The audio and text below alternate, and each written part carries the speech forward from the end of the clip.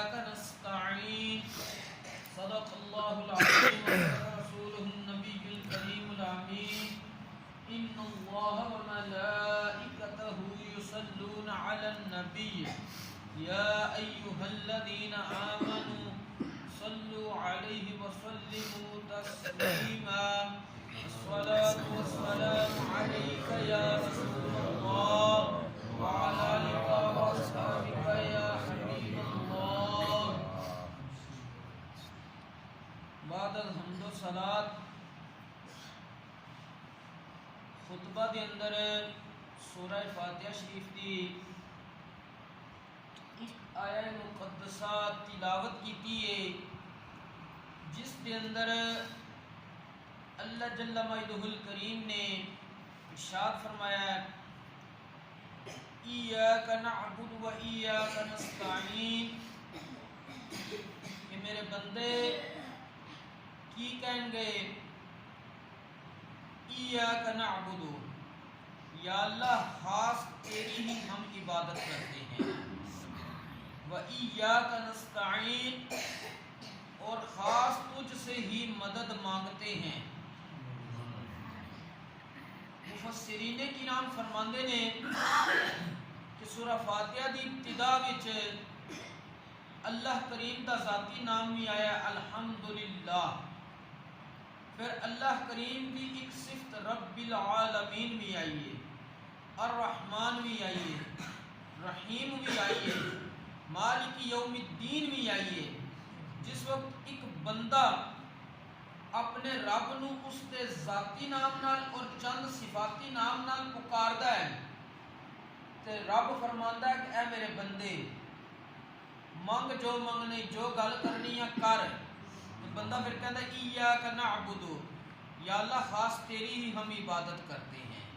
و ایاک نستعین اور خاص تجھ سے ہی ہم مدد چاہتے ہیں مفسرین کرام فرماندے نے کہ نعبد کا بھی ہو سکتا سی کہ ہم تیری عبادت کرتے ہیں لیکن اللہ کریم نے ایاک نعبد کیوں فرمایا ہے وہ اس واسطے کہ جس وقت ایاک پہلے آئے گا نا تو اس وقت کیونکہ خاص تیری ہی نعبد ہم عبادت کرتے ہیں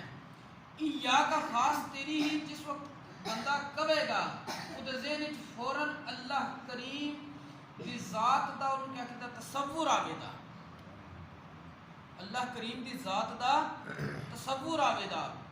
جس وقت بندہ پہلے رب دی ذات دا تصور لے آوے گا کہ اس نو اے پتہ آوے گا کہ میں کس بارگاہ وچ حاضر ہاں تے او ادب نال عبادت کرے اسی طرح وَإِيَّاكَ نَسْتَعِينُ خاص تجھ سے ہی ہم مدد طلب کرتے ہیں اس وقت بھی بندے نو اے ذہن ہی چونا چاہیے حقیقی مدد اسی رب کو نو منگنی ہے رب دی عطا نال انبیاء اولیاء رب دے مقرب بندے انہاں کول بھی اسی اگر کسی قسم دی مدد طلب کریں گے تے رب انہاں نو جو عطا طاقتاں کیتیاں نے انہاں طاقتاں دے ذریعے وہ ساڑی مدد فرمان دے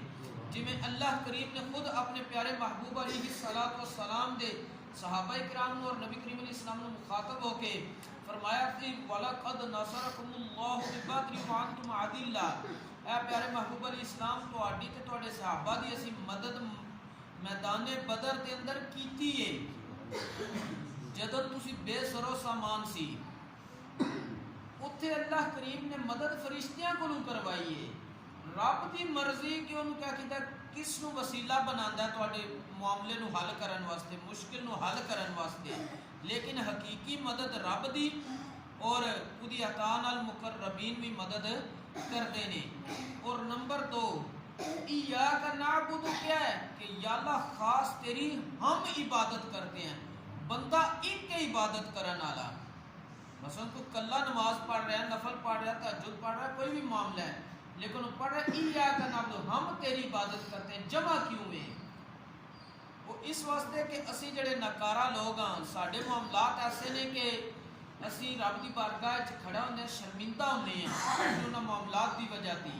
جس وقت اسی جمع دا سیگا لے آمانگے اس وقت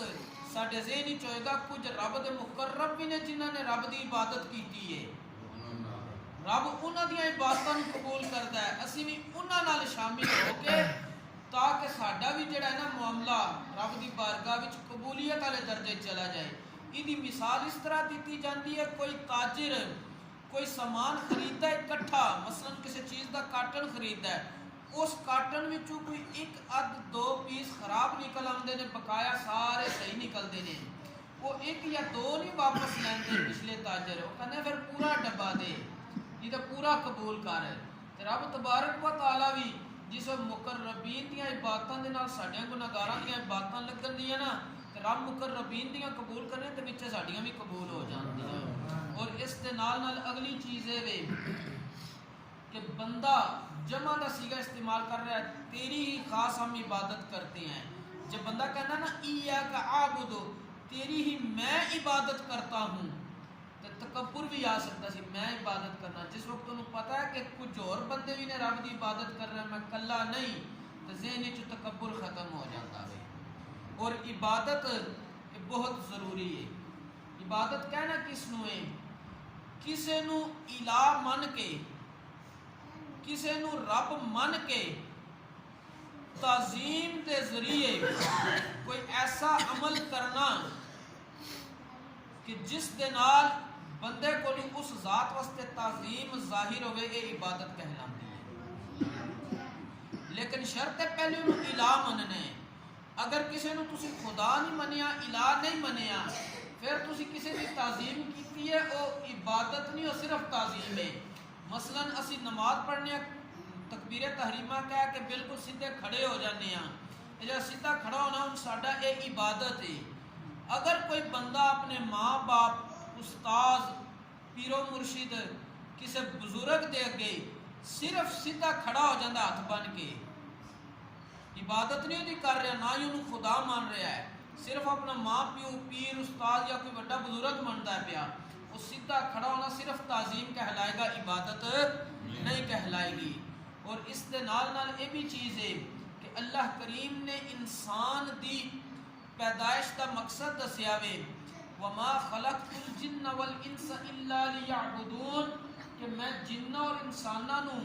صرف اپنی عبادت واسطے پیدا کیتا ہے تاکہ وہ میری عبادت کر کے میری پہچان حاصل کر لیں۔ اور بندہ جس وقت عبادت کرے تو عبادت کرن لگیا وہ اپنے آپ نو انج شمار کرے جویں وہ رب دی بارگاہ وچ کھڑا ہے اور رب نو دیکھ رہا ہے۔ اگر ایسی صورتحال نہیں تو نبی کریم علیہ السلام نے فرمایا کم از کم پھر اتنا ذہن وچ رکھے کہ میرا رب منو دیکھ رہا ہے، پھر بھی بندہ اپنی عبادت وچ خشوع و خضوع لیندا وے۔ اور بندے عبادت تو اج غافل نے، سمجھدے نے کہ روزی کتھوں آوے گی، جبکہ اللہ کریم نے اس دے نال ہی ارشاد فرمایا ما اريد منهم من رزق وما اريد ان يطعمون،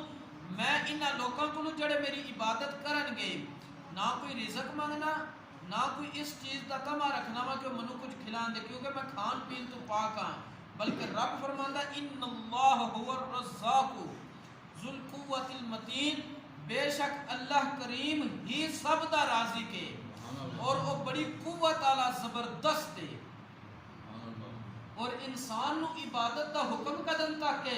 اللہ کریم نے قرآن کریم دے اندر ارشاد فرمایا ہے وَعْبُدْ رَبَّكَ حَتَّى يَأْتِيَكَ الْيَقِينُ، اے بندہ مومن اپنے رب دی عبادت جدن تک تنو موت نہ آوے ادن تک کردا رہے۔ اج اسی غفلت دا شکار ہیں،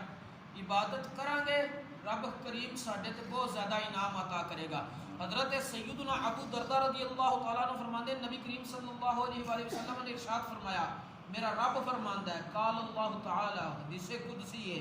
کہ اللہ کریم نے کی فرمایا یا ابن آدم، اے حضرت آدم دے بیٹے، مہما عبدتنی ورجوتنی ولم تشرک بی شیئا، جدن تو میری عبادت کرے گا، تو میرے کو امید لا کے رکھے گا، میرے نال کسی شے نو شریک نہیں ٹھہرائے گا، غفرت لک ما کان منک، جو کوئی تیرے کو غلطیاں کوتاہیاں ہوئیاں نے میں انہاں نو بخش دواں گا۔ رب فرماندا ہے کہ کتنی غلطیاں کوتاہیاں،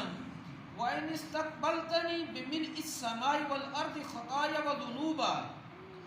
اگرچہ تو میرے کو اتنی غلطیاں لائے ہیں کہ آسمان و زمین انہاں غلطیاں نہ بھر کتے نے، پھر بھی میں تینوں بخش دواں گا۔ رب فرماندا اگے کی ہوئے گا استقبلتک بمنعہن من المغفرہ، تے میں بھی زمین و آسمان پر کے بخشش دے تیرا ان کا کہتے انعام تنو عطا کراں گا۔ اور اگر رب فرماندا کہ وَأَغْفِرُ لَكَ، میں تنو بخش دواں گا وَلَا أُبَالِي، میں پھر کسی قسم کی پرواہ کسی دی نہیں کرتا، لیکن شرط کی ہے مہما عبدتنی، جدن تو میری عبادت کرے گا، شرط پہلی عبادت ہے، پھر کی ہے گناہ کر بیٹھے ہیں پر رجوتنی،